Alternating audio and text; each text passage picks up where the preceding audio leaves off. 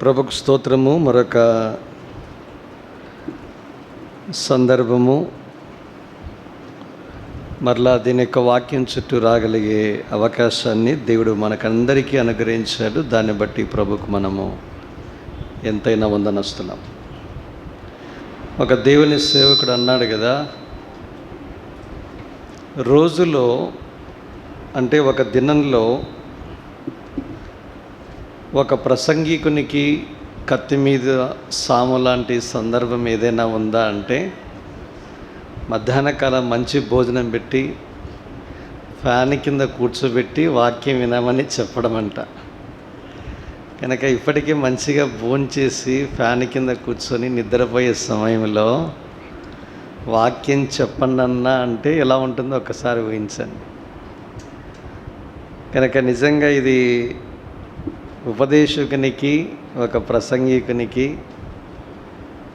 సాహసోపేతమైన సమయం ఇది. కనుక ప్రభువే మనకు కృపా సమృద్ధిగా అనుగ్రహించిన గాక. రండి మనందరం కలిసి మరలా 2 కొరింథీ పత్రిక 5వ అధ్యాయము 9వ వచనాన్ని అందరం కలిసి చదువుదాం. కావున దేహమందున్నను దేహమును విడిచినను ఆయనకిష్టులమై ఉండవలనని మిగుల అపేక్షించుచున్నాము. పౌలు హెబ్రీయులకు రాసిన పత్రిక 11వ అధ్యాయం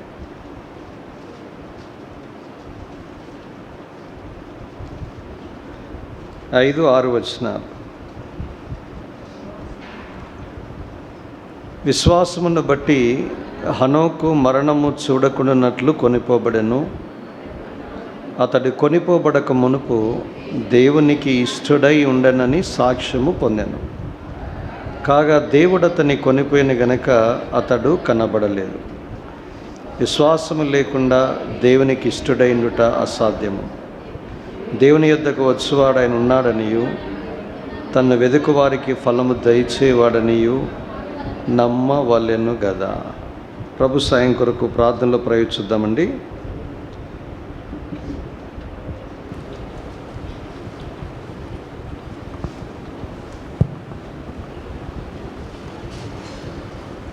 ప్రేమగల తండ్రి, యేసుక్రీస్తు ప్రభువారి అమూల్యమైన నామమున కృతజ్ఞతాస్తుతులతో మరలా నీ సన్నిధిలో ప్రవేశించి సంకీర్తన ద్వారా నిన్ను మహిమపరిచి మా స్తుతుల సింహాసనం మీద మిమ్మల్ని ఆసనలుగా చేసే భాగ్యము మాకందరికీ మీరు అనుగ్రహించినందుకే స్తోత్రాలు. ఉదయకాలము పరిచర్య యావత్తు మీరు చేసిన సహాయము సదుపాయం కొరకు స్తోత్రాలు. మధ్యాహ్న కాలము ప్రేమ విందు సమయాన్ని, సహవాసాన్ని మీరు దీవించినందుకై మిమ్మల్ని స్తుతిస్తూ ఉన్నాం. దేవా, ఈ మధ్యాహ్నము సైతము నీ సన్నిధిలో నీ మాటల కొరకై నిలిచి ఉండగా మేలుకై నన్ను మమ్మల్ని జ్ఞాపం చేసుకుని మా అక్కర్ల కొలది నీ మాటల ద్వారా మా ప్రాణములను తెప్పరిల్ల చేయమని, మా హృదయాలను సిద్ధపరచమని, మరి విశేషంగా నీ కొరకై ఇష్టలుగా ఎలాగో జీవించగలమో మాకు మీరే బోధించమని ప్రార్థన చేస్తూ ఉన్నాం. మానవ హద్దుబాట్లను బట్టి ఉదయకాలం ఎత్తబడిన వాక్యానికి నీరు కట్టుము. మరి ఈ సాయంకాలం సహితము మీరే మా మధ్య సింహాసనాసీనుడవై అత్యున్నతముగా హెచ్చించుకున్నట్టు ద్వారా మమ్మల్ని నీ కొరకై నీ యొద్దకు సమీపస్తులుగా ఆకర్షించుకున్నామని ప్రార్థిస్తున్నాం. మీ దాసుని శిలోచాటను మరుగుపరచుము. ప్రభు నిత్య నిబంధన ప్రోక్షణ రక్తముతో కడిగి శుద్ధీకరించుము.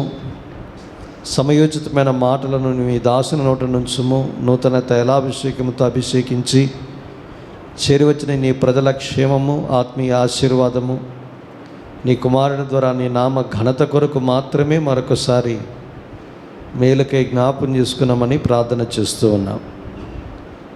సమస్తమును చక్కగా చేయగలిగిన మీ దయగల హస్తాలకు, కృపావాక్యానికి నన్ను మమ్మల్ని అప్పగించుకుంటూ ఖాళీ హృదయాలతో వచ్చిన మేము అలాగే వెళ్ళిపోకుండానట్లు సర్వ సమృద్ధితో నింపి సంతోషంగా నీ సన్నిధి నుంచి మమ్మల్ని బయలుదేరి చేయమని ఆ ప్రార్థన ఆలకించినందుకే స్తుతించి యేసుక్రీస్తు ప్రభువారి అడిగి ఊహించిన దానికంటే అత్యధికంగా చేయ శక్తి గల అమూల్యమైన నామమున స్తుతించి ప్రార్థిస్తున్నాము తండ్రి, ఆమేన్.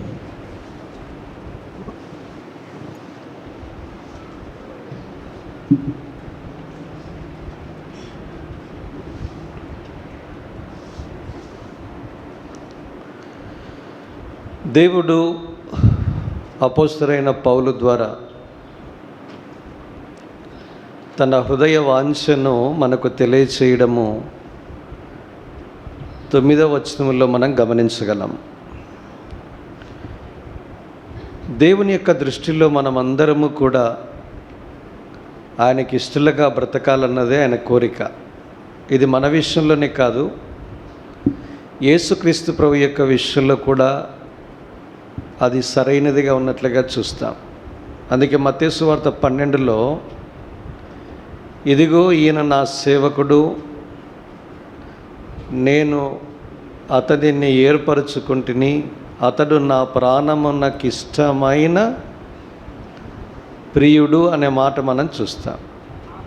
నా ప్రియుడు కనుక ఆయనకిష్టుడైన ఆయన ప్రియుడు, ఆయన సేవకుడు, ఆయన కుమారుడే యేసుక్రీస్తు ప్రభువారు. కనుక ఇలాంటి సాక్ష్యాన్ని దేవుడు తానే స్వయంగా యేసుక్రీస్తు ప్రభువారి విషయంలో ఇచ్చాడు. వాస్తవానికి నాకిష్టుడైన నా ప్రియుడు, ఇష్టుడు అన్న తెలుగు తర్జుమా కొన్నిసార్లు ప్రియకుమారుడు అనే పదం కూడా ఉపయోగించబడింది. ఇంగ్లీష్లో ప్లీజ్డ్ అనే పదాలు ఎక్కువ ఉపయోగించబడ్డాయి. ఉదాహరణకి మత్తయి సువార్త 3వ అధ్యాయంలో చూస్తే ఇదిగో ఈయన నా ప్రియ కుమారుడు, ఈయన యందు నేను this is my beloved son in whom I am well please. కనుక తెలుగులో ప్రియకుమారుడు వాస్తవానికి ఇష్టుడు. కనుక యేసుక్రీస్తు ప్రభువారి గురించి తండ్రి అయిన దేవుడు సాక్ష్యం చెప్పాడు. ఇది మొదటిది ఎక్కడ? మత్తయి సువార్త 3:17లో చూస్తాం. వాస్తవానికి మీరు చూస్తే ఈ మాట సువార్తల్లో అంటే లూకా, మార్కు, మత్తయి అన్నీ కలగబోతే ఒక సందర్భం, అంటే పత్రికల్లో మనకు ఒక సందర్భంలో కనిపిస్తాడు. మొత్తానికి 3 సందర్భాల్లో ఈ మాట రాయబడింది. మత్తయి 3:17లో మొదటిసారి, రెండవది మత్తయి సువార్త 17వ అధ్యాయంలో రెండవసారి, అది రూపాంతరపు కొండ మీద చూస్తాం. అన్నాడు కదా, ఇదిగో ఈయన నా ప్రియకుమారుడు, ఈయన యందు నేను ఆనందించుచున్నాను. కొంచెం యాడ్ అయ్యింది. ఏముంది అక్కడ? ఈయన మాట వినండి అని అర్థం. యాడ్ అయ్యింది. మీరు ప్రతి సందర్భంలో కొత్తవి వస్తాయి. ఎందుకు ఈయన మాట వినాలి? అయ్యా పేతురన్నా, నువ్వు మాట్లాడింది చాలు, నా కుమారుని మాట విను ముందు అని అర్థం. ఎక్కువ మాట్లాడుతున్నప్పుడు ఇంట్రడ్యూస్ చేశాడు, నా కుమారుడు నాకు ఇష్టడు, నాకు ఇష్టడైన నా ప్రియుడు, నా ప్రాణమునికి ఇష్టడు, ఆయన చెప్పింది చెయ్యి, ఆయన మాట వినని అర్థం. 3వ సందర్భము పేతురు అన్నాడు. 2వ పేతురు పత్రిక 1వ అధ్యాయము 17 నుంచి 19 వచనాల్లో చూస్తాం. అక్కడే ఉంది, మళ్ళీ రాశాడు, మహాదివ్య మహిమలో నుంచి మేము ఒక శబ్దాన్ని విన్నాం. ఏంటి అంటే, తండ్రి అయిన దేవుడు మహిమయు ఘనతయు పొందగా, ఇదిగో ఈయన నా ప్రియ కుమారుడు, ఈయన యందు చున్నాను అని చెప్పిన తర్వాత ఏముంది? అన్నీ చెప్పుకుంటూ వెళ్ళిన తర్వాత ఇంతకంటే మరి స్థిరమైన ప్రవచన వాక్యము ఒకటి ఉన్నది, తెల్లవారి వేకువ చుక్క మీ హృదయములలో ఉదయించు వరకు ఆ వాక్యము చీకటి గల చోట వెలుగిచ్చు దీపమైనట్టున్నది, దాని యందు మీరు లక్ష్యముంచిన ఎడల. కొత్తది ఇంట్రడ్యూస్ చేశాడు. ఏంటంటే, అయ్యా శబ్దాలు, దర్శనాలు, కళలు మానేయండి. మరి ఇప్పుడు ఏం చేయాలన్నా? ఇంతకంటే స్థిరమైనది ఏంటది? ప్రవచన వాక్యం. ఈ వాక్యం మీద ఏమన్నాడు తర్వాత? లక్ష్యం ఉంచిన ఎడల. కనుక పేతురు రూపాంతర కొండ మీద మహాదివ్య మహిమలో నుంచి అది చూచి ఆ శబ్దాన్ని వినేదానికంటే శ్రేష్టమైనది ఏంటో తెలుసా అండి? దీని యొక్క వాక్యం. అందుకే మీరు చూడండి, తోమాతో యేసుప్రభు ఒక మాట అన్నాడు. అది యోహాను 20లో చూస్తాం. ఏమన్నాడు? చూచిన నమ్మిన వారి కంటే చూడక నమ్మిన వారు. ఇదే మాట పేతురు రాశాడు. ఎక్కడ? మన ఉదయకాలం 1:7 చదువుకున్న దాని కిందనే ఉంటుంది. 1 పేతురు 1:8 ఏముంది? మీరు ఆయనను చూడకయే ఆయనను ప్రేమించుచున్నారు. చాలు, అది గొప్ప విషయం. మనకి ఎవరినండి మెచ్చుకునేదంటే చూచి విని ఇవన్నీ కాదు, చూడకుండానే నమ్మడం, చూడకుండానే ప్రేమించడం చాలా గొప్ప విషయం. అది దాన్ని దేవుడు మెచ్చుకుంటాడు. అందుకే 3 సందర్భాల్లో ఈ సాక్ష్యాన్ని మనం చూస్తాం. మొదటిది కామన్గా కనబడుతుంది, సామాన్యంగా కనబడుతుంది. మత్తయి 3:17. మత్తయి 17కి వచ్చేసరికి అదే సాక్ష్యము, కానీ ఆయన మాట వినండి. 3, ఆయన మాట యందు లేదా ప్రవచన వాక్యమందు లక్ష్యం ఉంచండి. లక్ష్యము అంటే గురి. మీరు గురి నిలపవలసిన అతి శ్రేష్టమైనది ఏదైనా ఉంది అంటే దీని యొక్క వాక్యం. ఇది చాలా ప్రాముఖ్యం. ఉదయకాలం చెప్పాను, ఈ వాక్యము ద్వారానే విశ్వాసం జనరేట్ అవుతుంది, ఇక్కడి నుంచి పుట్టుకొస్తుంది. అందుకే భక్తుల జీవితాల్లో విశ్వాసం ఏందిరా, ఇంత గొప్ప విశ్వాసం ఎలా వచ్చిందిరా అంటే, వాళ్ళు చదివారు, మళ్ళీ చదివారు, మళ్ళీ చదివారు. వాక్యములో దేవుణ్ణి, దేవుని యొక్క గుణగణాలని, దేవుని యొక్క గొప్పతనాన్ని, మహత్యాన్ని చూశారు. అలాంటి దేవుని నమ్ముకొని దేవుని కొరకు గొప్ప కార్యాలు చేశారు. గొప్ప కార్యాలు చేసిన దేవుని ఎరగాలి. అందుకే తమ దేవుని ఎరుగువారు బలము కలిగి దేవుని కొరకు 11:32 దానిలో చూస్తాం. గొప్ప కార్యాలు చేయాలంటే దేవుని ఎరగాలి. క్షమించండి, గొప్ప కార్యాలు చేయాలంటే ఏం కావాలా? బలం కావాలి. బలం కావాలంటే ఎరగాలి. ఎట్లా ఎరగలము? మీరు దానికి క్రాస్ రెఫరెన్స్ చూడండి. 1 యోహాను తీయద్దులండి, సావధానంగా వినండి. మీరు పని పెట్టడం లేదు మీకు. 1 యోహాను పత్రిక 2:14 చివరిలో, యవనస్తులారా మీరు బలవంతులు, దేవుని వాక్యము మీ యందు నిలుచుచున్నది, మీరు దృష్టిని జయించి ఉన్నారు గనక మీకు రాయచున్నాను. దుష్టుని జయించాలంటే బలం కావాలి. బలం ఇందులో ఉంది, వాక్యం. ఇప్పుడు దీన్ని తీసుకొచ్చి 11:32 ఆపాదించండి. దేవుని ఎరుగున వారు బలం. బలం ఎలా వస్తుంది? Through word. వాక్యము ద్వారా బలం వస్తుంది. అందుకే ఈ వాక్యాన్ని ఉదయకాలము మొదటి సెషన్లో చూసాము. అపేక్ష అనే దాంట్లో దగ్గర వాక్యమును పాలు, తినే పదార్థాలతో వాక్యం పోల్చబడింది. ఉదాహరణకి మొదటిది పాలు, 1 పేతురు 2:3. రెండవది రొట్టె, మత్తయి సువార్త 4:4.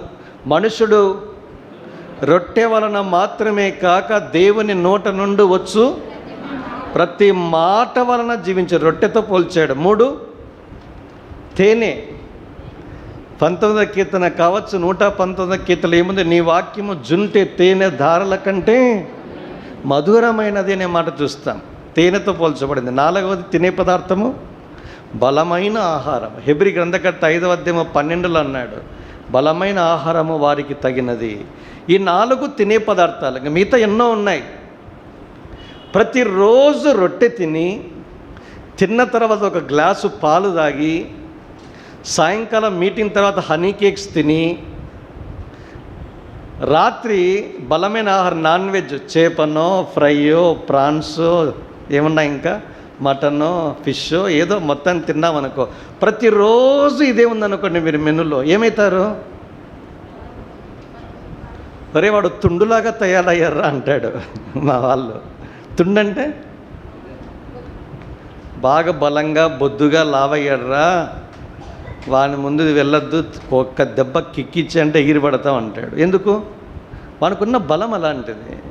అందుకే మనం కూడా కరోనా లాక్డౌన్ పీరియడ్లో ప్రోటీన్ తినండి. ఎందుకు?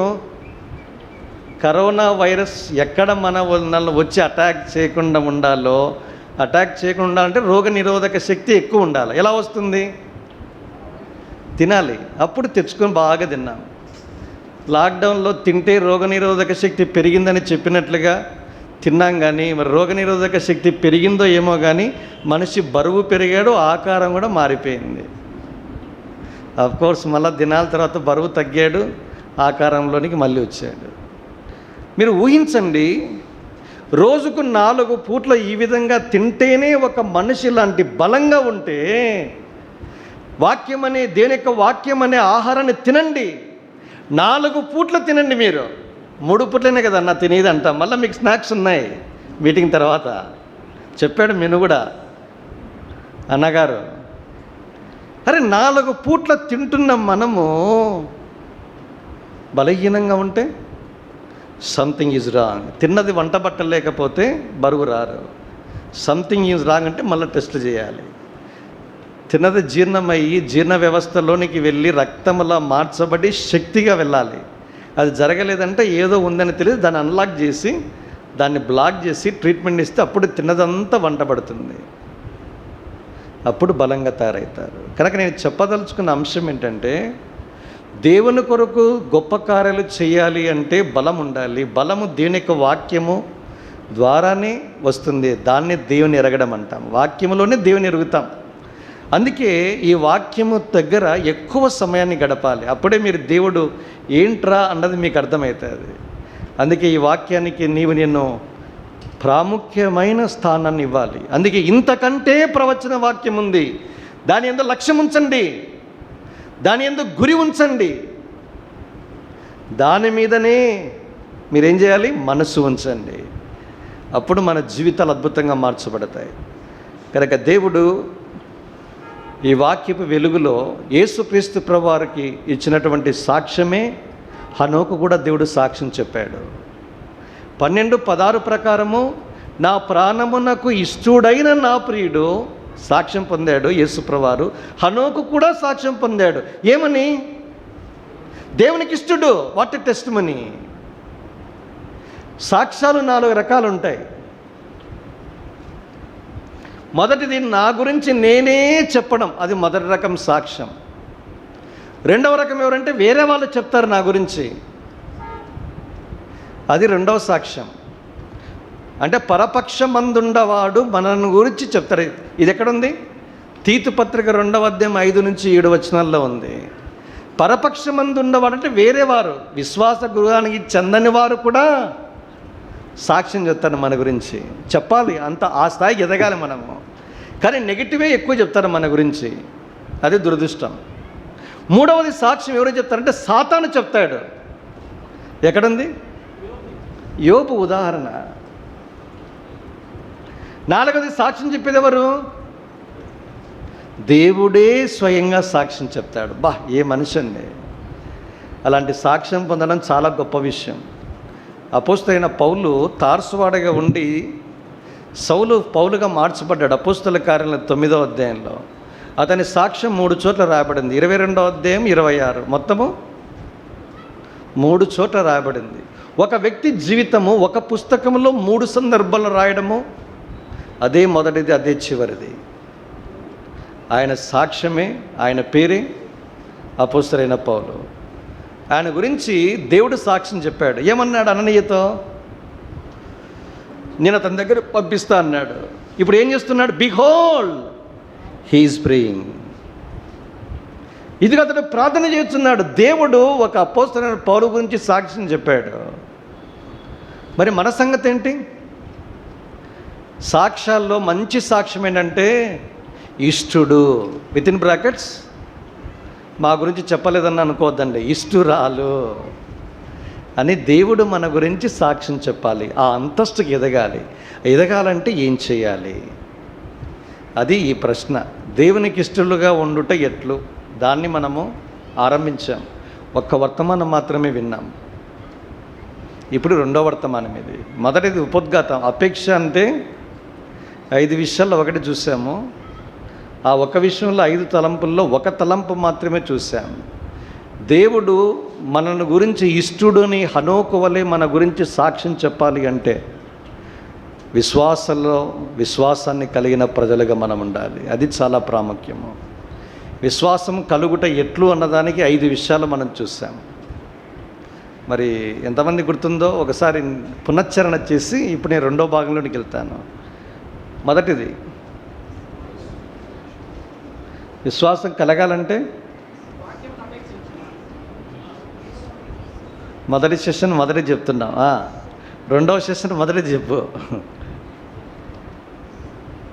ఏమమ్మా?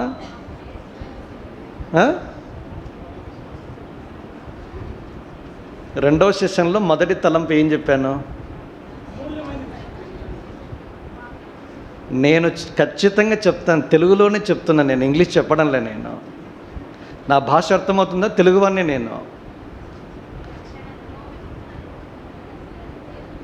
యేసు వైపు చూచుచు, లుకింగ్ అన్ టు జీసస్, అప్పుడు విశ్వాసం వస్తుంది. యేసు వైపు కాకుండా పరిస్థితుల వైపు, మనుషుల వైపు, సమస్యల వైపు నువ్వు చూస్తే నీ విశ్వాసం వృద్ధి చెందదు, ఉన్నది కూడా ఊడిపోతుంది.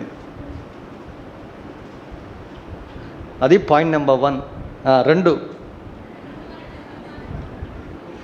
వినుట వలన విశ్వాసం కలుగుతుంది. వినుట అంటే ఆబ్లిక్, చదువుట ఆబ్లిక్, గాయకునుట. ఇది 2వ పని. అందుకే వాక్యాన్ని మీరు శ్రద్ధగా వినాలి, శ్రద్ధగా చదవాలి. భక్సింగ్ గారు పడక మీదకి వెళ్ళిన తర్వాత చదివేవాళ్ళు ఎందుకులే అని ఏం చేశారంటే ఒక టేప్ రికార్డర్ కొన్నారు. ఉంది ఇప్పుడు, వాక్మెన్ అంటాం దాన్ని, అవుట్డేటెడ్, ఇప్పుడు అంతా పోయింది అది. దాంట్లో క్యాసెట్స్ పెట్టేవాళ్ళు. అలెగ్జాండర్ స్క్రౌబీ అనే ఒక వ్యాఖ్యానం చేసే ఆయన బైబిల్ అంతా చదివాడు, మొత్తం అంతా, జెనసిస్ టు రెవల్యూషన్ వరకు. ఆ క్యాసెట్స్ ఉన్నాయి, ఇప్పటికీ మీరు అక్కడ ఉన్నాయి. దాన్ని పెట్టి వినేవాడు. చెప్పాను కదా, వాక్యాన్ని వినండి మీరు, చాలా ప్రాముఖ్యము. వింటే మీలో విశ్వాసం కలుగుతుంది. 2వది, చదవాలి, అప్పుడు విశ్వాసం కలుగుతుంది. భక్తులు ఊరికే తమ జీవితాల్లో గొప్పవారు కాలేదు. ఒక భక్సింగ్ 100 సార్ల కంటే ఎక్కువసార్లు చదివాడు. దైవ మర్మాలు చదివేటప్పుడు మీకు అర్థమవుతుంది. అందులో చెప్పాడు ఆయనే స్వయంగా. 100 సార్లు చదివిన తర్వాత ఏమన్నాడు తెలుసా అండి భక్సింగ్ గారు? ఆదికాండం 1:1 మళ్ళా మొదలు పెట్టాను, ఆది యందు దేవుడు భూమి ఆకాశము సృజించనన్న మాట ఇప్పుడిప్పుడే కొంచెమే అర్థమవుతుందంట ఆయనకి. ఏమన్నాడు? 100 సార్లు చదివిన వానికి ఆదికాండం 1:1 కొంచెం అర్థమైతే మనకు పొల్లు కూడా అర్థం కాలే మనకి. పొల్లంటే మళ్ళీ ఈ పొడులు అనుకునేరు. పొల్లంటే అర్ధచంద్రాకారం ఉన్నాయి చూసారు, అవి తెలుగు లేదు కాబట్టి తెలుగు మీకు చూస్తేనే అర్థమవుతుంది. ఒక డిఎల్ మూడీ 100 సార్లు, జార్జ్ ముల్లర్ 200 టైమ్స్. వీళ్ళందరూ మనకు గొప్ప ఉదాహరణ. మరి మీకు కూడా ఒక అనుమానం వస్తుంది, నేను కూడా 100 సార్లు చదవాలనుకుంటున్నా, పాత నిబంధన వద్దన్నా కొత్త నిబంధన చదవాలంటే ఏం చేయాలి? ఈ మధ్యనే జాన్ మెకార్థర్ అనే ఒక దేవుని సేవకుడు చనిపోయారు. జూలై 14వ తేదీన 86వ ఏట ప్రభు పిలుపుని అందుకుని చిరాగృహానికి వెళ్ళాడు. ఇంగ్లీష్ స్పీకింగ్ వరల్డ్ బాగా పరిచయంలో ఉన్న వాళ్ళకి పరిచయమే, అంటే ముఖ్యంగా ఇంగ్లీష్ లిటరేచర్ చదివే వాళ్ళకే పరిచయం, తెలుగు చదివే వాళ్ళకి పెద్ద పరిచయం లేదు. ఆయనలో ఉన్న గొప్పతనం ఏంటంటే మన విజనే ఆయన కూడా. అది నేను చెప్పదలుచుకున్న మాట, సంఘ ప్రత్యక్షత.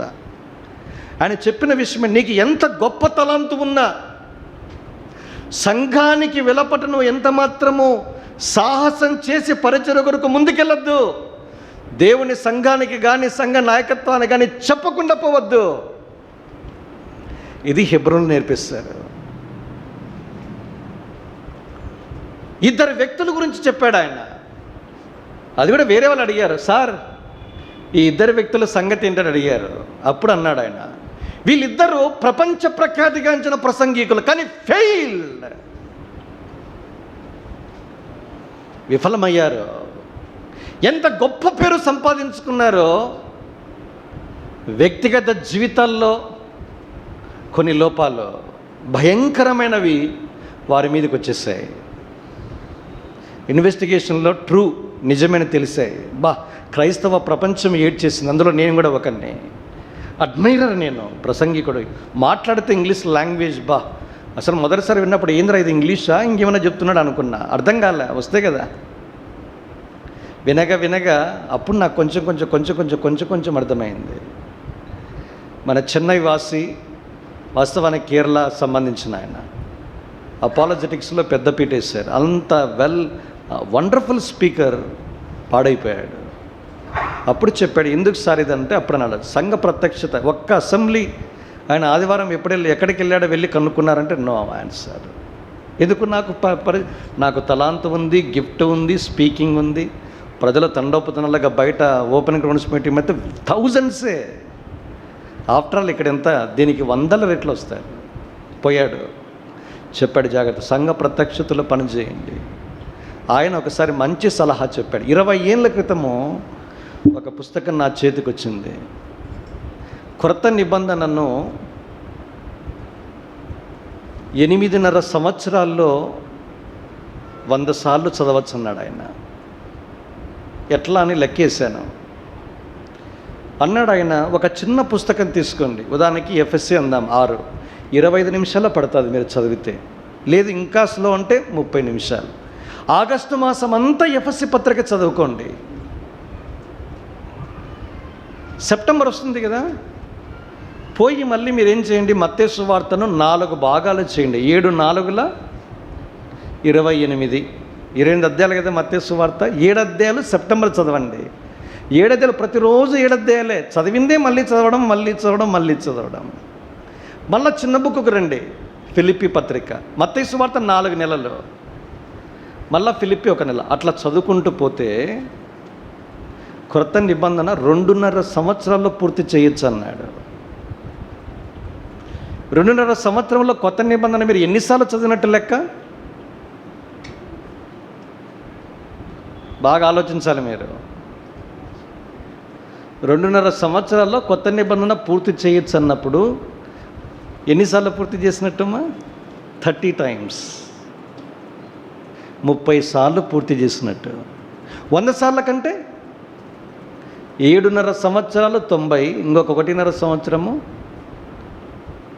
ఇంకొక 10, 8.5 9 ఏళ్లలో 100 సార్లు మీరు పూర్తి చేస్తారు.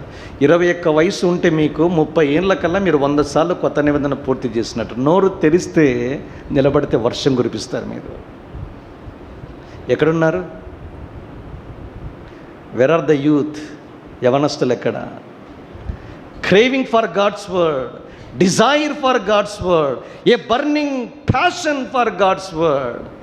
వాక్యము కొరకు ఆకలి దప్పులు, కోరిక, తృష్ణ, దప్పిక కలిగిన యవనస్తులు ఎక్కడ? క్రేవింగ్ ఆఫ్టర్ స్మార్ట్ ఫోన్ల వెంబడి పరిగెత్తే యువత. YouTube channel, WhatsApp, Instagram, Telegram, Twitter, ఇంకేమైనా ఉన్నాయా? What not. Social media. ఒక్క మాటలో చెప్పాలి, ఫేస్బుక్ ఉంది కదా, ఫేస్ ఏముండదు, దిక్కుమాల బుక్ అదొకటి.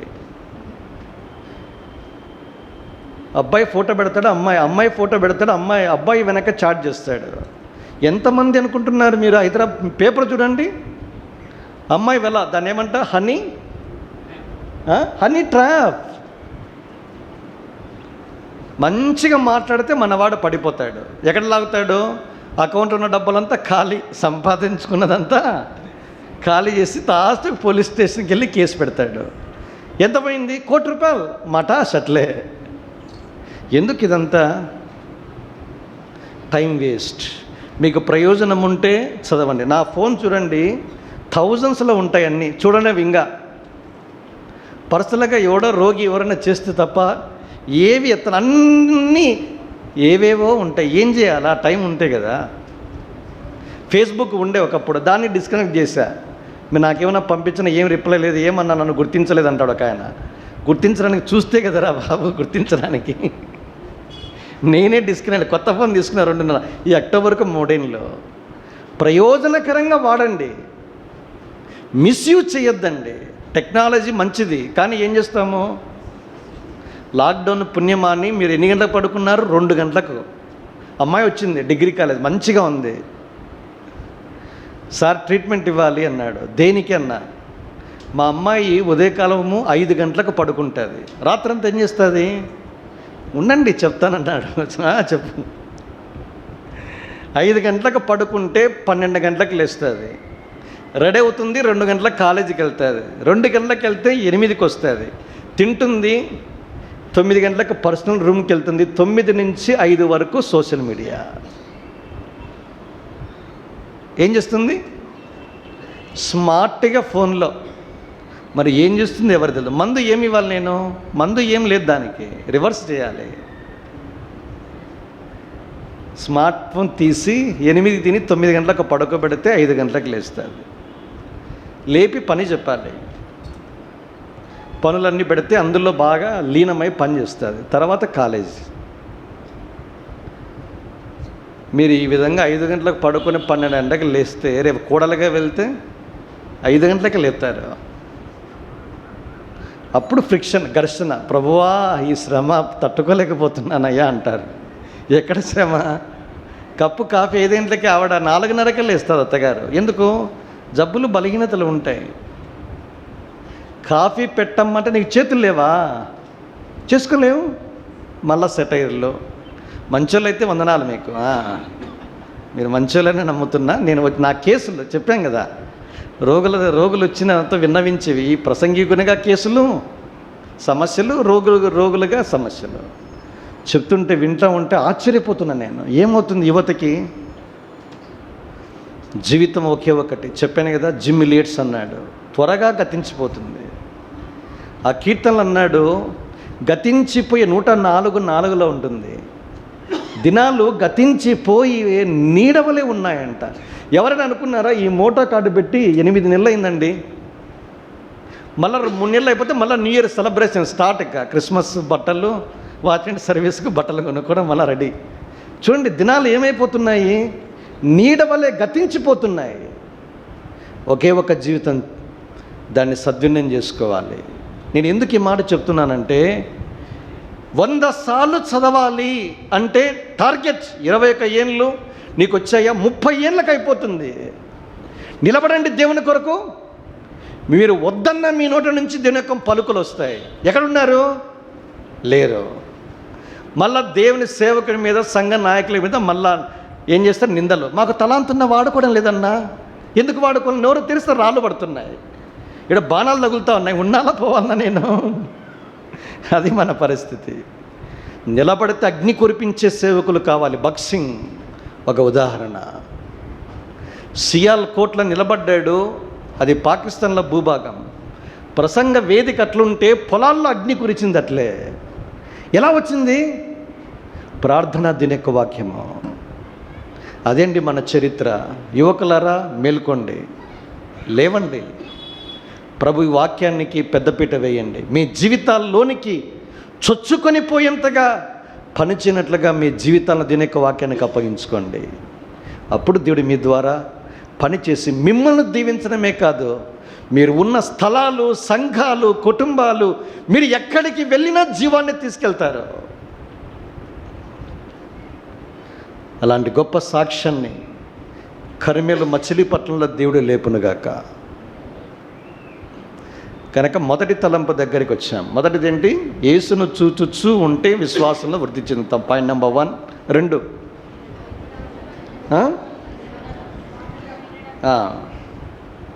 దీని యొక్క వాక్యము. 2వది. 3, ప్రార్థన. లూకా సువార్త 17:5. ఎంత ప్రార్థిస్తామో అంతగా విశ్వాసంలో బలం పొందుతాము. సెలవు దినాలు వస్తే నేను చెప్తున్నాను యవనస్తులకి, ఇదంతా ఇది యవనస్తుల కూడిక కాదు, అందరూ ఉన్నారు. నేను ఏం చేశాను అదే చెప్తున్నాను. నేను 30 ఏళ్ళ విశ్వాసం. నేను రక్షించబడిన తర్వాత సెలవులు వస్తే 27వ తేదీ సెలవు ఉంది. మీటింగ్స్ లేకపోతే మంచిగా మీరు ఒక స్థలానికి వెళ్ళి నీళ్ళ బాటిల్ తీసుకోండి, బైబిల్ తీసుకోండి, ప్రార్థనకు సంబంధించిన బుక్కులు ఉంటే పెట్టుకోండి, పోండి. ఉదయకాలము మీకు బీపీ షుగర్ లేకపోతే షరతులు వర్తిస్తాయి. ఒకవేళ ఉన్నాయంటే మందులు తీసుకెళ్ళండి. ఉపవాసంతో ప్రార్థన చేయండి. వేరే వారి కోసం చేయండి. మీకు సమస్యలు చెప్పింటారు కదా, ఆ చిట్టాన్ని విప్పండి. వేరే వారి కోసం ఆత్రంగా ఆసక్తితో మీకే వచ్చాయన్నంతగా ప్రార్థించండి. మీరు ఎట్లా దీవించబడతారో ఊహించండి. చేశాను నేను. 2-3 వెళ్ళండి, కలిసి చేయించి కలిసి ప్రార్థించండి. అట్లా సెలవు దినాలు మీరు సద్వినియోగం చేసుకుంటే మీరు విశ్వాసంలో అద్భుతంగా బలపడతారు. అప్పుడు విశ్వాసంలో వృద్ధి చెందుతారు. దేవుని కొరకు ఘనమైన కార్యాలు జరిగిస్తాడు. అందుకే ఒక దేవుని సేవకుడు ఇట్లా స్లోగన్ చెప్పాడు ఆయన, more prayer more faith, less prayer less faith, no prayer no faith. ఏమన్నాడు? ఎక్కువ ప్రార్థిస్తే ఎక్కువ విశ్వాసము, 2 తక్కువ ప్రార్థిస్తే తక్కువ విశ్వాసము, అసలు ప్రార్థనే చేయకపోతే. ఎంత క్లాసికల్గా చెప్పాడో చూడండి. ఇది 3వ విషయం. 4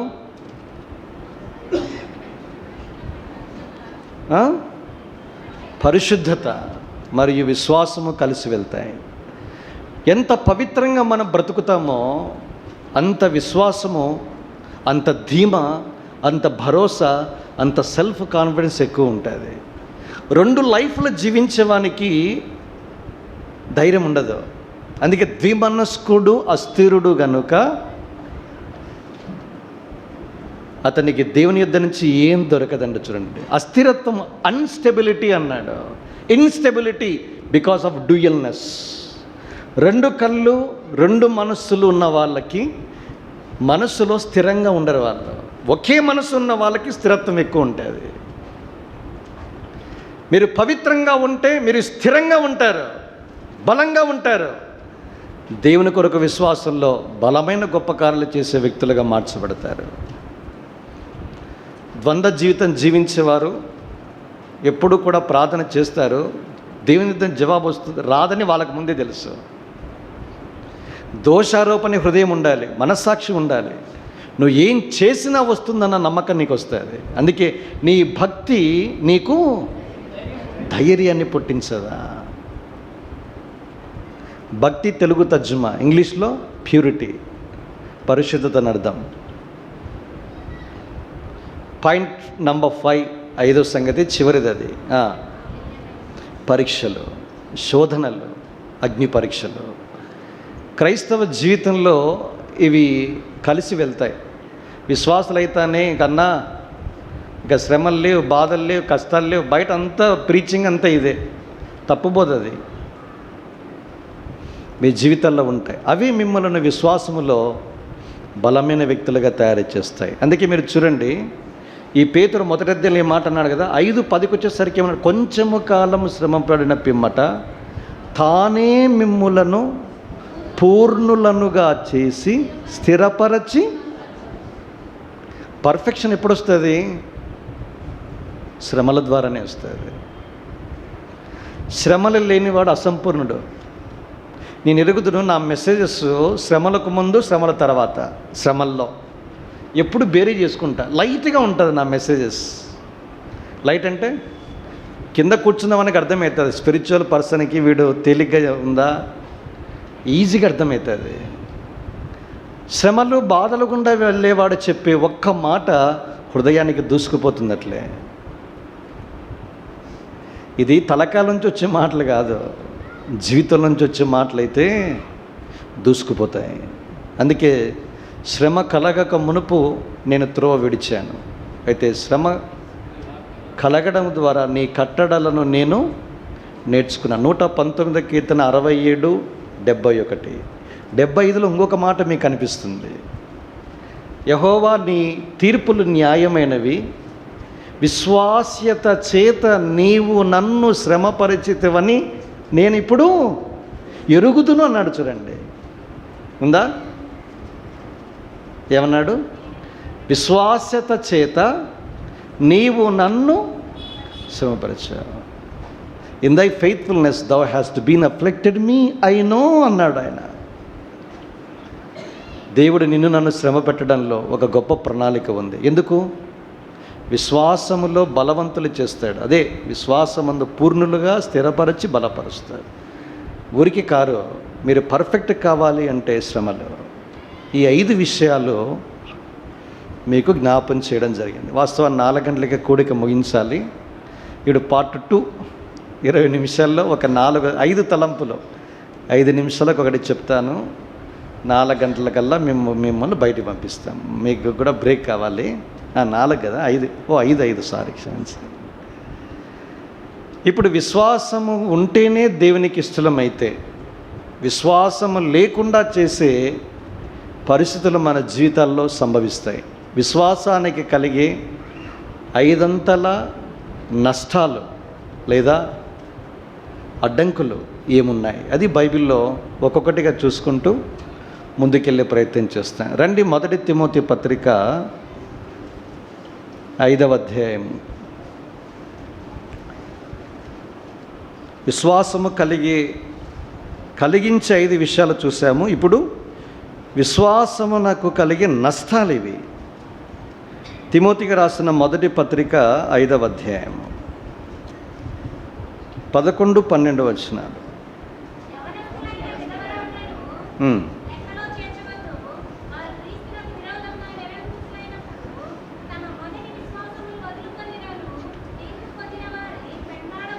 ఈ సందర్భం వేరే అయితే నేను ఒక్క మాట మాత్రమే జ్ఞాపం చేస్తాను. తమ మొదటి విశ్వాసమును వదిలేశారు.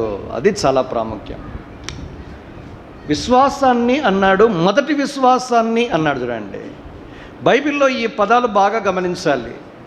ఎఫెసీ సంఘము మీద ప్రభువు ఒక నేరారోపణ మోపాడు. ఏమన్నాడు? 1 పేతురు ప్రకటన 2వ అధ్యాయం 4లో ఏమన్నాడు? అయినను నీ మీద ఒకటి నేరము ఏంటంటే, మొదట నీకుండిన ప్రేమను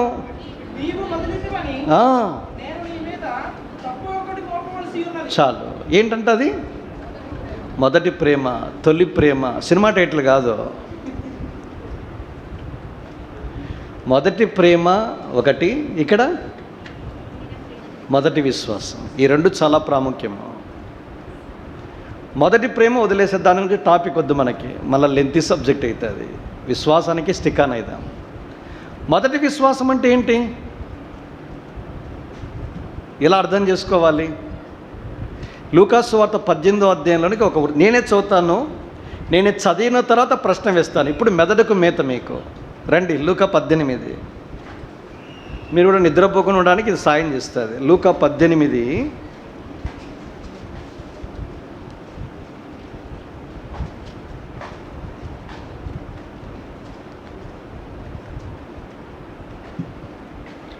5 నుంచి చదువుతాను. బాగా గమనించండి, మీరు గమనించండి. ఈ విధవరాలు నన్ను తొందర పెట్టుచున్నది గనక ఆమె మాటి మాటికి వచ్చి గోజాడకుండునట్లు ఆమెకు న్యాయము తీర్తునని తనలో తాననుకొనెను. 3వ వచనం. ఆ పట్టణములో ఒక విధవరాలును ఉండెను. ఆమె అతని యొద్దకు తరచుగా వచ్చిన ప్రతివాదికిని నాకును న్యాయము తీర్చుమని అడుగుచూ వచ్చెను గాని. మీరు బాగా గమనించలేదో, 3వ వచనంలో తరచుగా రావడము, 2 అడుగుచూ వచ్చెను, 5 తొందర పెట్టడము, 4 మాటి మాటికి రావడము, 5 గోజాడము. అది తొలి ప్రేమ. ఎందుకన్నాను? 8వ వచనం చదవండి. లాస్ట్లో, అయినను మనుష్య కుమారుడు వచ్చినప్పుడు ఆయన భూమి మీద విశ్వాసం కనుగొనున్న. ఫుట్నోట్లో ఆ విశ్వాసము. ఏ విశ్వాసము? మొదటిది. ఒక వ్యక్తికి మొదటి విశ్వాసం ఉంటే ఏమవుతుంది? తరచుగా దేవుని దగ్గరికి వస్తారు. మీరు రక్షించబడిన వెంటనే ఊహించండి ఒకసారి. రక్షించబడిన తొలి దినాల్లో ప్రభు దగ్గరికి చాలా తరచుగా వచ్చారు. 2 అడుగుచూనే వచ్చారు. 3వది ఏముంది? తొందర పెట్టేవారుగా ఉన్నారు. 4 మాటి మాటికి. 5 ఇవన్నీ చేస్తున్నారా ఇప్పుడు? అది మొదటి విశ్వాసం అంటే. తరచుగా రావడం తగ్గించాం, దేవుని దగ్గరికి రావడంలే. ఏదో అన్న మళ్ళీ మందిరానికి వెళ్తే పట్టింప శ్రేష్ఠ గ్రంథం బైబిల్ చదివిన వాళ్ళ చేతులు ఎత్తండి అంటారని మా కోసం చదువుతారు. లేదన్నా నేను చాలా సిన్సియర్ అంటే మీరు లేచి నిలబడి మీరు చదువుకున్న అధ్యాయం ఎసెన్స్ చెప్పండి అంటే ఏం చదువుకున్నానో నాకు గుర్తు లేదన్నా అంటాడు. ప్రభు దగ్గరికి ఇక రాయబడిన మాట తరచుగా రావడము, రెండవది అడుగుచూ రావడము, మూడవది తొందర పెట్టడము, నాలుగవది మాటి మాటికి రావడము, ఐదవది ఇది మొదటి విశ్వాసానికి గుర్తులు. ఇవి ఉన్నాయా అండి? సమస్యలు వస్తే మాటి మాటికి దేవుని దగ్గర రావడానికి బదులుగా మాటి మాటికి కేరాపడ్డారు వేరే స్థలాలు. ఈ స్థలం నుంచి ఎందుకు చెప్పాలి, నా నోరు నా ప్రసంగం మళ్ళా మలినమవుతుంది. ఒక చిన్న ఇది రావండి. మనం వెళ్ళాల్సిన చోటేంటి? భక్సింగ్ గారి దగ్గరికి వెళ్తే లెటస్ ప్రే అని అన్నాడు. ఒక సేవకులు లెక్కించారు, రోజులో మోర్ దాన్ 25 టైమ్స్ కంటే ఎక్కువసార్లు ఆయన పదం పలుకుతాడంట. ఏమాట? లెటస్ ప్రే. మనము లెటస్ గో. ఎక్కడికి? డాష్ కామ డాష్. వద్దులేండి అవి. అది మన దౌర్భాగ్యం. అంటే మనకేం లేదు, మనం కూడా మొదటి విశ్వాసాన్ని వదిలేసాం. గుర్తులు మీకు స్పష్టంగా కనిపిస్తున్నాయి.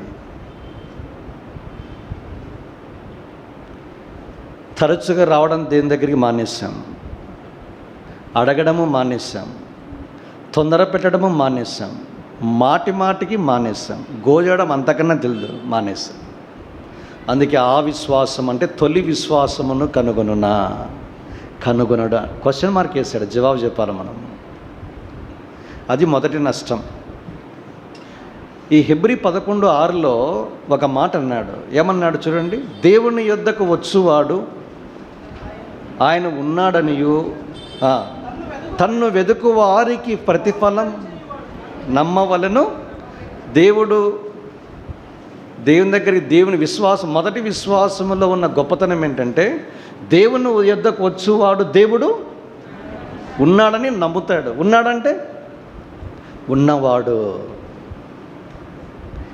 I am that I am. ఇది ఎవరితో చెప్పాడు? మోషేతో అన్నాడు. కనుక దేవుడు ఉన్నాడు. ఒక స్లోగన్, ఒక పొలిటీషియన్ నేను ఉన్నాను అంటేనే ఓట్లు వేసినారే. ఏమండి? 5 ఏళ్ళు ఎక్కించారు ఆయన్ని. మరి ఆయన కూడా చెప్తాను నేను కూడా ఉన్నాను రా అంటే పట్టించుకోవడం లేదు దేవుణ్ణి. దేవుని యొద్దకు వచ్చువాడు దేవుడు ఉన్నాడు. God is there, he is, not he was. దేవుడు ఉండెను కాదు, దేవుడు ఉన్నాడు, ప్రజెంట్ టెన్స్. అంతేకాదు వెదుకు వారికి ఫలము. వెదుకుట తెలుగు తర్జుమా, ఇంగ్లీష్లో తెలుసా? Those who seek him diligently. శ్రద్ధగా వెదుకు వారికి. ఇంగ్లీష్ కలిపితే ఎట్లా వెతకాలి? లూకా 15లో మీరు చూస్తే నాణెం పోయింది. ఆవిడ ఏం చేసింది? దీపాన్ని వెలిగించి పోగొట్టుకున్న నాణెము కొరకు దీపము పెట్టి శ్రద్ధగా వెతికిందంట. చూడండి, వెతకడం అంటే అంత శ్రద్ధ ఉండాలి దేవుడు అంటే. వింటే శ్రద్ధగా వినాలి, వెతికితే శ్రద్ధగా వెతకాలి, అప్పుడు దేవుడు దొరుకుతాడు. అందుకే 29వ అధ్యాయం ఇర్మియాలో మీరు చూస్తే 12-13 వచనాల్లో 11లో దేవుడు మన కొరకు ఉంచిన ఉద్దేశాలు ఎంత గొప్పవో. అవి సమాధానకరమైన ఉద్దేశాలు, అది హానికరం కాదు. దాని కిందనే ఉంటాయి. ఏముంటాయి? మీరు నాకు మొరపెట్టుతూ వత్తురేమి. Yes, very good.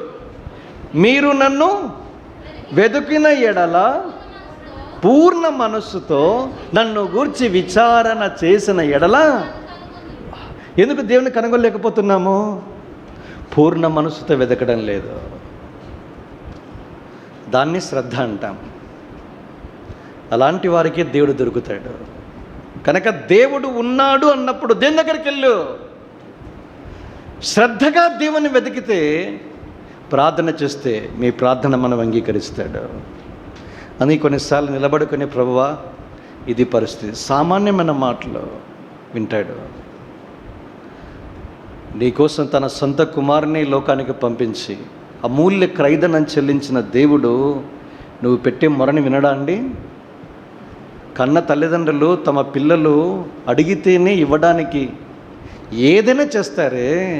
నీకోసము అందుకే అన్నాడు రోమపత్రిక 8వ అధ్యాయంలో 32 ఏమన్నాడు? తన సొంత కుమారుని అనుగ్రహించుటకు వెనక తీయక ఆయనతో పాటు సమస్తమును ఎందుకు అనుగ్రహించబడు? క్వశ్చన్ మార్క్ వేశాడు. అరే, నువ్వు అడిగే దాన్ని కంటే నా కొడుకు కంటే ఏది గొప్పది కాదు, ఏదని అడుగు. ఏం దేవుడండి, సమస్తమును ఆయనతో పాటు ఎందుకు అనుగ్రహించాడు? మనకు లేనిది ఒకటే, ఏందది? ఫెయిత్. ఎందుకంటే వదిలేసామా లేదా? ఇవి గుర్తులు. ఇవన్నీ నీకున్నాయి అంటే ప్రభుకు స్తోత్రాలు, నువ్వు ధన్యుడవు.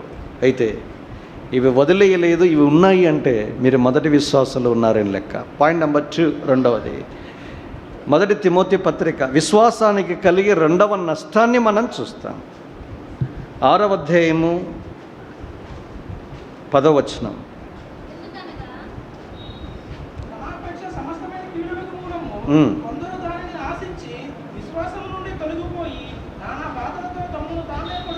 బాగా గమనించాలి. మొదటిదేంటి? మొదటి విశ్వాసాన్ని వదిలేయడం. ఇదేంటి? విశ్వాసము నుండి తొలగిపడి. ఇది రెండవ ప్రమాదం. ఇది ఎవరికిది? చెడ్డ అపేక్ష చెప్పాను చూసారా, ఉదయం చెప్దాం అనుకున్నా, ఇది ఇక్కడ వచ్చింది. ఇప్పుడు అపేక్షలో చెడ్డది ఏంటంటే ధనాపేక్ష. ఎవరైనా ధనాపేక్ష, ఇక్కడ ధనాపేక్ష సమస్త కీడులకు మూలమని చెప్పి కొందరు దానిని ఆశించి ఎప్పుడైతే ధనం మీద దృష్టి పోతుందో ఆటోమేటిక్గా మీరు విశ్వాసం నుంచి తొలగిపోతారు, మీకు తెలియకుండానే.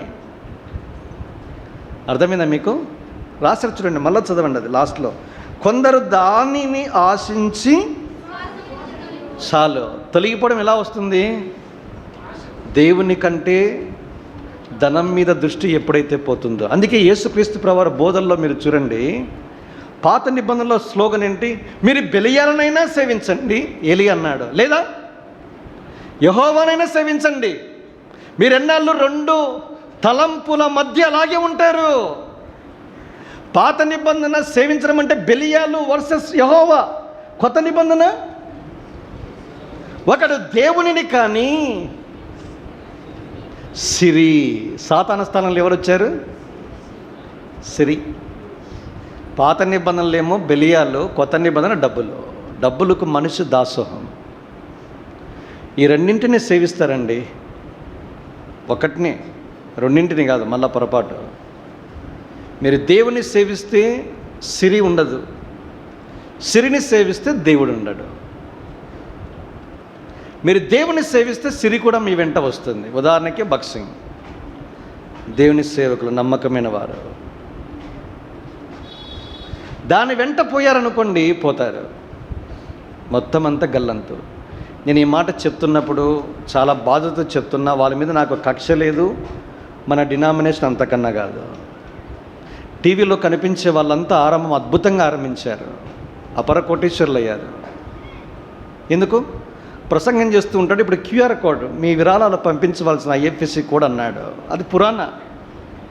ఇప్పుడు స్మార్ట్గా క్యూఆర్ కోడ్ వేసాడు. నేను అన్న చూశాను, ఏమన్నా ఇది పనిచేస్తుందా లేదని టీవీ దగ్గరికి వచ్చి ఇట్లా అన్నా, స్కాన్ అయ్యింది.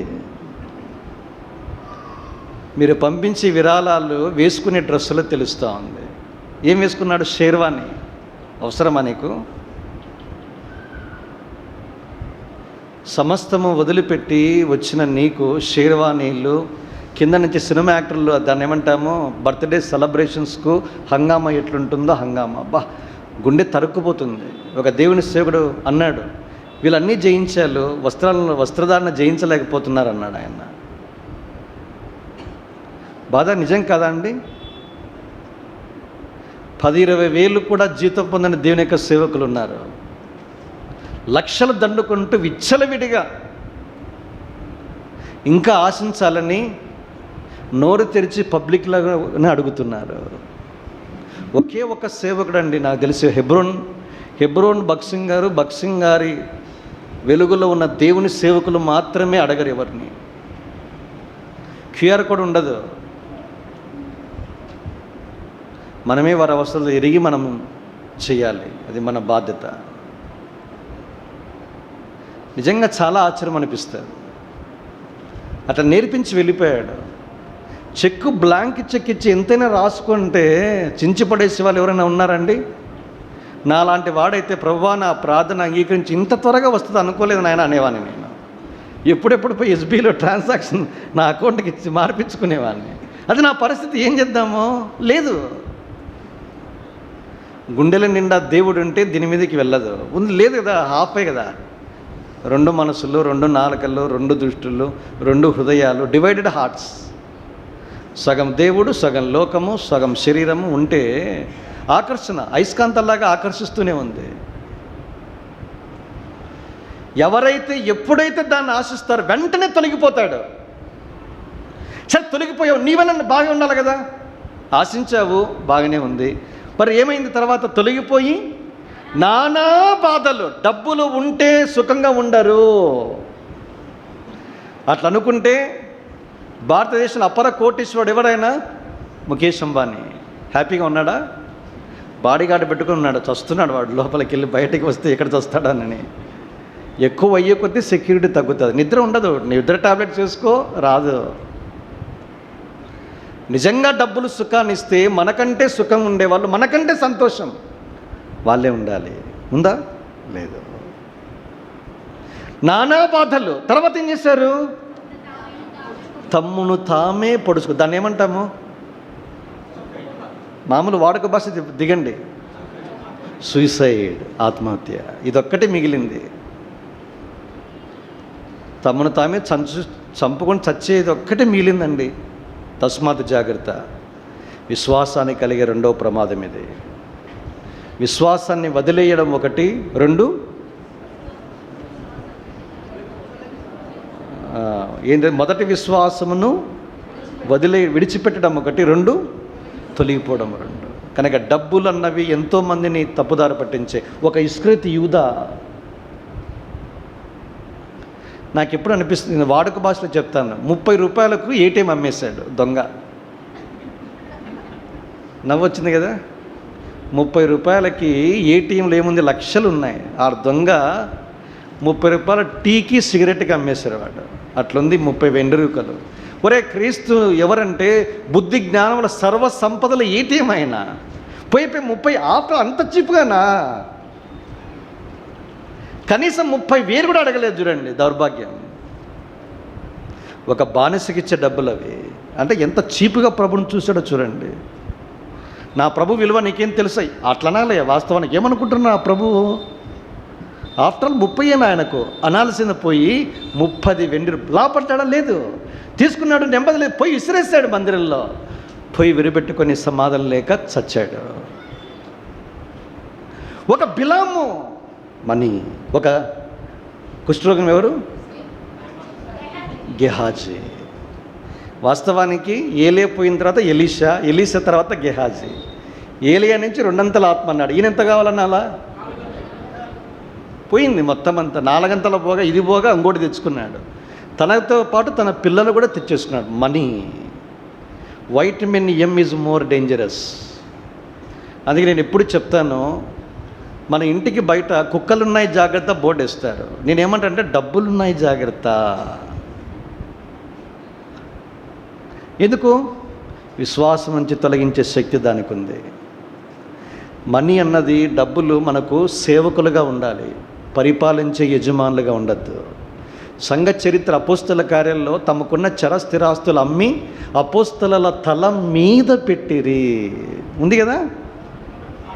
పాదాలు, మనమేం పాదాలంటే కళ్ళకు అద్దుకుంటాము. అర్థమైందా? వాళ్ళు పాదాల దగ్గర వచ్చి అలా పడేస్తే పట్టించుకోలేదు వాళ్ళు. అంటే అర్థం ఏంటి? డబ్బులు అవసరమే. డబ్బులు లేనివాడు, డబ్బులు లేకుండా బతకాలని చెప్పడంలే. మళ్ళీ మీరు తప్పు బోధ చేసిన సహోదరుడు జీవం ప్రమోద్ ఎప్పుడు అనేవాళ్ళు. ఇది మధ్యలో ఇదొకటి వచ్చింది. ఇంకొకటి, డబ్బులు లేకుండా ఎవరు బతకలేరు. బతుకుతారు. ఎందుకంటే ఇప్పుడు అన్ని ట్రాన్సాక్షన్స్ అన్నీ క్యాష్, అది ట్రాన్సాక్షన్స్ యూపీఐ కావచ్చు, ఆన్లైన్ కావచ్చు, అవసరమే, కాదని చెప్పడంలా. యజమానిగా ఉండద్దు. నీకు సేవకుడు సేవకురాలుగా మాత్రమే ఉండాలి. ధనాన్ని దేవుని స్థానంలోనికి తీసుకురావద్దు. అది చెప్పదలుచుకున్న మోటో. అది ఒకవేళ ఉంటే మీరు విశ్వాసం నుంచి తొలగిపోతారు. ఇది 2వ ప్రమాదం. 3వది, 1 తిమోతి 4వ అధ్యాయము నేను ఒకేసారి అన్నీ చదివిస్తాను, ఒక తలంపు జ్ఞాపం చేసి ముగిస్తాను. 1 తిమోతి 4 మొదటి వచనం.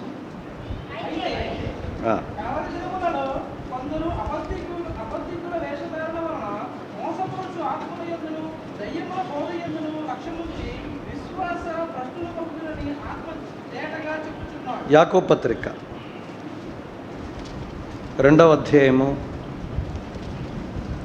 22వ వచనం. 20 క్షమించండి, 20. చాలు. ప్రకటన 2వ అధ్యాయం 13వ వచనం.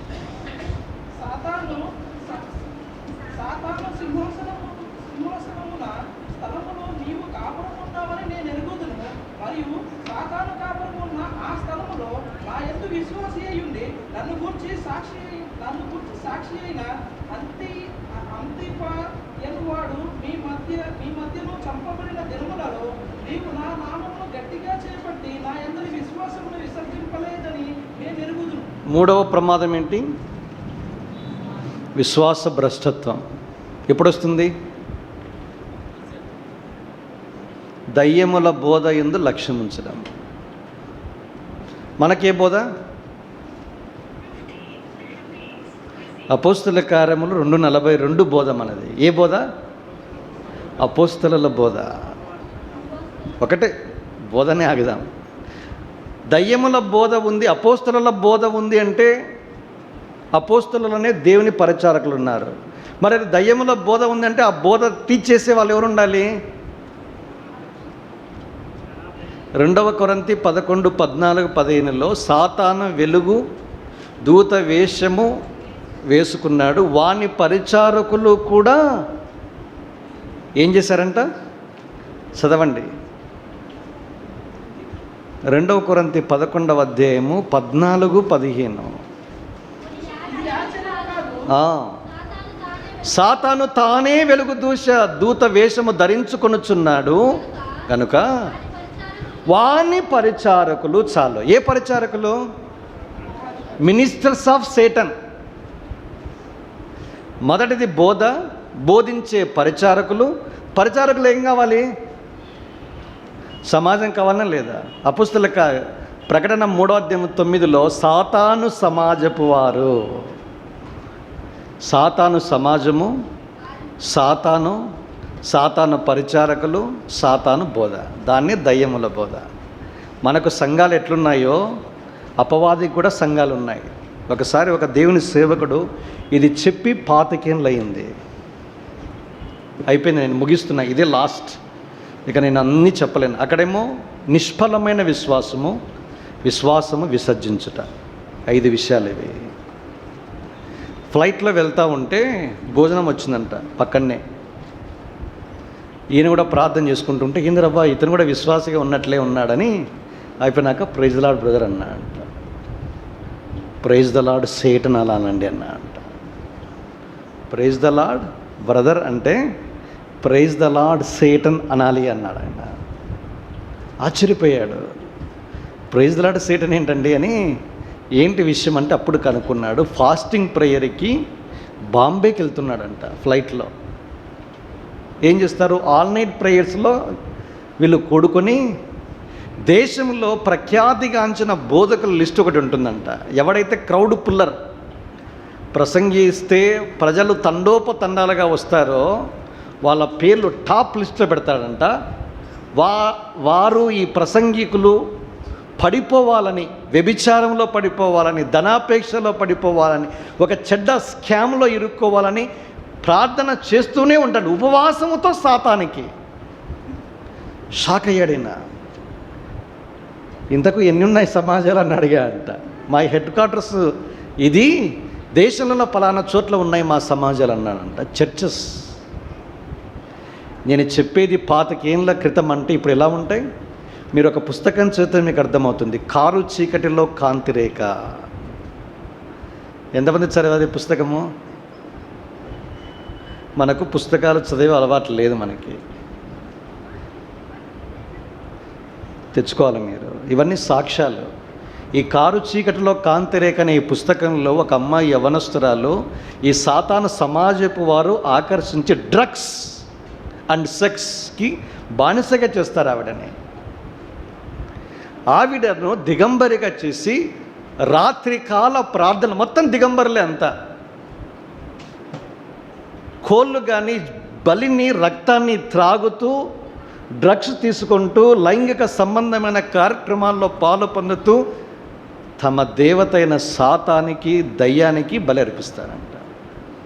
ఇలాంటి విచ్చలవిడి దాసత్వం నుంచి విడిపించబడిన ఒక దైవజనురాలి సాక్ష్యమే కారు చీకటిలో కాంతిరేఖ.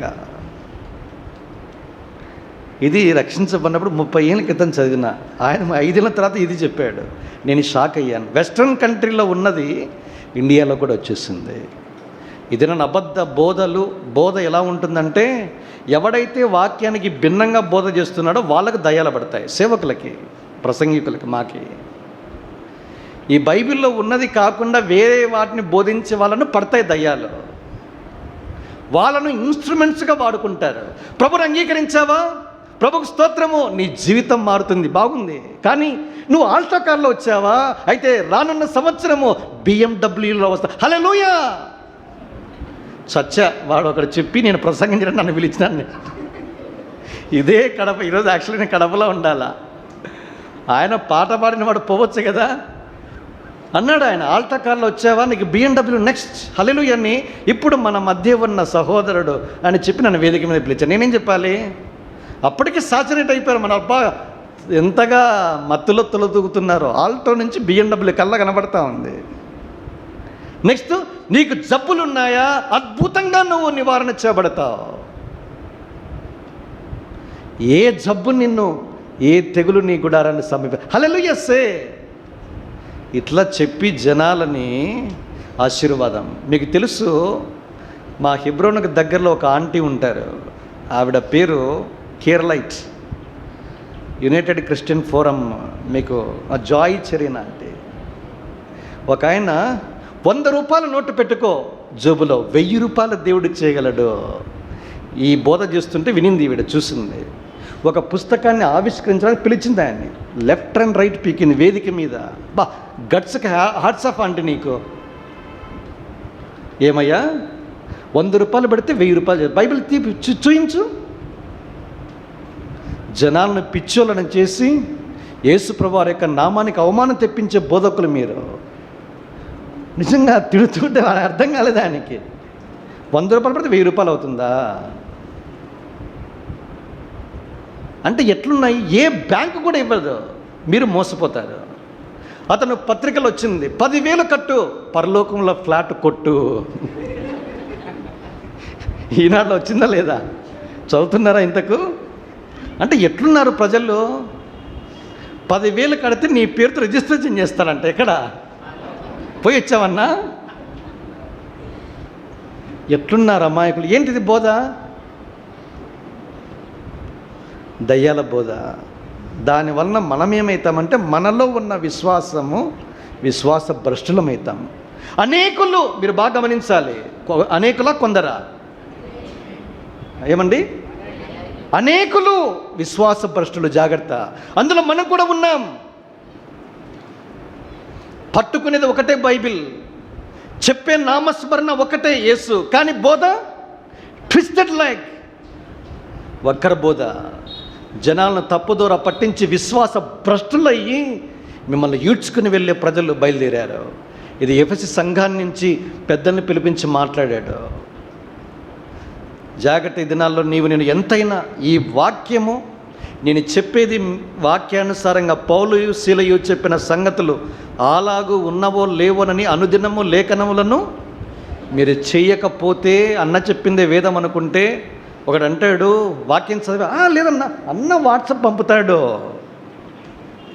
వాక్యము చదివావంటే లేదు అదే వాక్యము నాకు అన్న ఒక్కసారి చెప్తే 100 సార్లు చెప్పినట్టు. బైబిల్ చదవడంటే ఇక ఎందుకు? వాట్సాప్ ప్రతిరోజు వస్తుందన్నా. అంటే ఎట్లా అమాయకులా మీరు ఏమైపోతున్నారు? అబద్ధ దయ్యముల బోధ, అందుకే దాన్ని దయ్యాల బోధ అన్నాడు. విశ్వాస భ్రష్టుల ఏ ప్రమాదం ఉంది? 3 విషయాలు చెప్పాను. నిష్ఫలమైన విశ్వాసము, విశ్వాసం విసర్జించుట. ఇవి ఇంకా నేను చెప్పదలుచుకోలేదు. మీకు 5 విషయాలు జ్ఞాపం చేశాను. ఈ చివరి దినాల్లో దేవుని కొరకు విశ్వాసం ఉంటే దేవునికి ఇష్టలుగా ఉంటాం. అప్పుడు దేవుడు వచ్చినప్పుడు కొనిపబడతాం. అందుకే దేహమందున్నను ఈ దేహాన్ని విడిచిపెట్టిన దేవునికి ఇష్టలమై ఉండవలనని మిగులు అపేక్షించుచున్నాము. దేవునికి ఇష్టలు కావాలి అంటే విశ్వాసమే సాధకం చేయాలి. విశ్వాసం సాధకం చేయడానికి 5 విషయాలు చేశాము. విశ్వాసం సాధకం చేయకుండా అడ్డుపడే 3 అడ్డు బండలు, నష్టాలు చూసాం. ఈ 3 ఎక్కడైనా మనం తప్పిపోయే వారంగా ఉంటే సరి చేసుకుందాం. ప్రభు దగ్గరికి వస్తాం. ప్రభువే విశ్వాసాన్ని కర్త, ఆయనే ఆథర్, మూలం, ఆయనే కొనసాగించేవాడు, ఆయనే ముగించేవాడు. ప్రభా, ఈ జీవితం ఒకటే, ఈ దేహంలో నన్ను ఉంచావు, నీకు ఇష్టంగా బతకాలని ఆశపడుతూ ఉన్నా. నన్ను కూడా విశ్వాసంలో బలవంతునిగా, ఐశ్వర్యవంతునిగా చేయి. నువ్వు వచ్చినప్పుడు నన్ను చూసి నువ్వు ఇష్టరాలువు, నాతో రా అని నన్ను తీసుకుని పోయేటట్లుగా నన్ను సిద్ధపరచు. ఇదే నా ప్రార్థన. నన్ను నేను అప్పగించుకొనొచ్చు ఉన్నా. ఇలాగ నా ప్రభుకు అప్పగించుకొని ఒక మంచి తీర్మానంతో ఈ స్థలం నుంచి బయలుదేరి వెళ్దాం. రండి, ప్రార్థన చేసుకుంటాం.